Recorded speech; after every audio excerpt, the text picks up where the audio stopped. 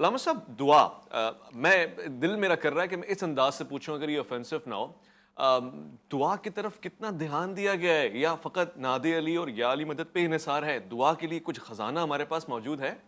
دعا اتنی اہم شے ہے کہ قرآن مجید میں خود پاک پروردگار اپنے بندوں سے کہتا ہے کہ مجھ سے مانگو، مجھ سے طلب کرو. جس طرح کہ مفتی صاحب نے بھی سرنامہ میں قرآن مجید کی اس آیت کو لیا کہ ادعونی استجب لکم، مجھ سے دعا مانگو میں تمہاری دعاؤں کو قبول کروں گا، مجھ سے طلب کرو، میرے پاس آؤ.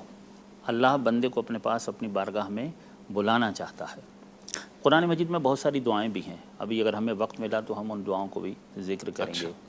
اور جس طرح سورہ مبارکہ بقرہ کی آیت نمبر 186 کو آپ نے سرنامے میں لیا، بسم اللہ الرحمن الرحیم، اذا سألک عبادی انی فانی قریب اجیب دعوت الداع اذا دعان فلیستجیبوا لی ولیؤمنوا بی لعلہم یرشدون. تو یہ کیا ہے؟ پروردگار کیا کہہ رہا ہے؟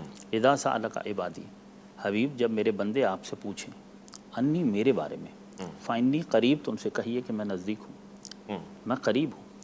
اجیب دعوت الداع اذا دعان، اور جب کوئی دعا مانگنے والا دعا مانگتا ہے، جب کوئی پکارنے والا مجھے پکارتا ہے تو میں اسے جواب دیتا ہوں. فلیستجیبوا لی، تو بس مجھے پکارو، ولیؤمنوا بی، اور مجھ پر یقین رکھو، مجھ پر ایمان رکھو، مجھ پر یقین رکھو. اب دیکھیے پروردگار عالم خود کہہ رہا ہے، وہ خالق اور مالک ہو کر، وہ پاک پروردگار ہو کر ہم سے کہہ رہا ہے کہ مجھ سے مانگو، حالانکہ وہ بن مانگے بھی دے سکتا ہے اور بن مانگے دے بھی رہا. کیا بات ہے بھائی دیکھیں ہمارے پاس جو کچھ ہے یہ سب کچھ ہم نے اس سے مانگا تو نہیں ہے نا، اس نے ہمیں بہت کچھ بن مانگے ہی دیا ہے. سب سے پہلے تو یہ دیکھ لیجئے کہ اس نے ہمیں انسان پیدا کیا ہے، تو ہم تو تھے ہی نہیں نا، ہم نے تو نہیں کہا تھا کہ ہمیں انسان پیدا کر.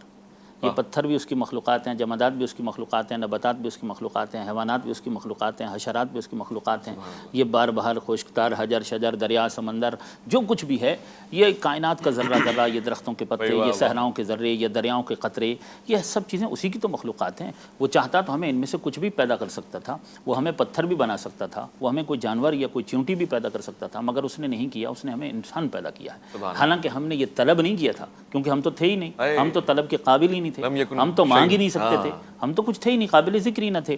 یہ اس نے بن مانگے عطا کی ہے کہ شرف کا تاج ہمارے سروں پر رکھا، ہمیں انسان بنایا، ہمیں اولاد آدم میں قرار دیا، اور ہمیں انسان بنا کر پوری کائنات کا مخدوم قرار دیا، یعنی اشرف المخلوقات قرار دیا، افضل المخلوقات قرار دیا، ارفع المخلوقات قرار دیا. تمام موجودات اور مخلوقات میں ہمیں ایک خاص شرف اور فضیلت عطا کی ہے، یہ بن مانگے عطا کی ہے. پھر اس کے بعد اس نے جو کچھ ہمیں دیا ہے یہ سب کچھ بن مانگے ہی تو دیا ہے. اس نے ہمیں سننے والے کان دیے، دیکھنے والی آنکھ دی، بولنے والی زبان دی، حرکت کرنے والے ہاتھ دیے، چلنے والے پاؤں دیے، دھڑکنے والا دل دیا، سوچنے والا دماغ دیا، یہ اعضاء و جوارے دیے، یہ صحت عطا فرمائی، عزت عطا فرمائی، علم دیا، عقل دی، احباب دی، اجداد دیا، اولاد عطا فرمائی، اصحاب عطا فرمائے. اس نے ہمارے لیے دن کا اجالا خلق کیا، رات کا تاریک پردہ خلق کیا، شام و سحر خلق کیے، لیل و نہار خلق کیے، شب و روز خلق کیے، بدلتے ہوئے موسم اس نے ہمارے لیے پیدا کر دیے. یہ لہلہاتے کھیت، یہ نباتات پہ ہریالی کا حسن، یہ جمادات میں استحکام، یہ بہتے ہوئے دریا، یہ ارض و سما، یہ ہوا و فضا، یہ روشنیاں، یہ چاند کی چاندنی، یہ ستاروں میں جو فلک پہ جو ستاروں کی سجاوٹ ہے، یہ سب کچھ اس نے ہمارے لیے خلق کیا ہے. ساری کائنات اس نے ہمارے، کیونکہ وہ خود کہنا نا والذی خلق لکم ما فی الارض جميعا، جو کچھ بھی میں نے پیدا کیا وہ تمہارے لیے پیدا کیا. تو یہ سب کچھ اس نے ہمیں بن مانگے عطا کیا. اب مجھے بتائیے کہ جو بن مانگے اتنا کچھ عطا کرتا ہے، اب اگر بندہ اس سے مانگ بیٹھے تو پھر کیا عطا کرے گا؟ سبحان اللہ، سبحان اللہ. اور پھر وہ پسند کرتا ہے جب اس نے بغیر مانگے ہمیں اتنا کچھ دے دیا اور سب کچھ دے دیا ہے، تو وہ آئندہ بھی ہمیں سب کچھ دے سکتا ہے. اور ہماری احتیاجات سے، ہماری ضروریات سے اور ہماری حاجات سے وہ واقف بھی ہے، مگر اسے پسند ہے کہ ہم اس کی بارگاہ میں حاضر ہو کر اس سے مانگیں، اس سے طلب کریں. اس بات کی لطافت میں اتنا لطف آیا، اور مجھے حضرت علی کرم اللہ وجہہ کا وہ جملہ یاد آیا، شاید وہ ہمیں سمجھانے کے لیے کہ اس نے اتنا کچھ دیا، یہ کیا، وہ کہ نعمتیں ساری شمار کرنے کے بعد لو اطاعتہ ہوا، اگر میں اس کی اطاعت کرتا تو کتنا دیتا. یعنی نافرمانی کے عالم میں اتنی نعمتیں ہیں تو فرمانبردار ہوتے تو کیا اس کے احسانات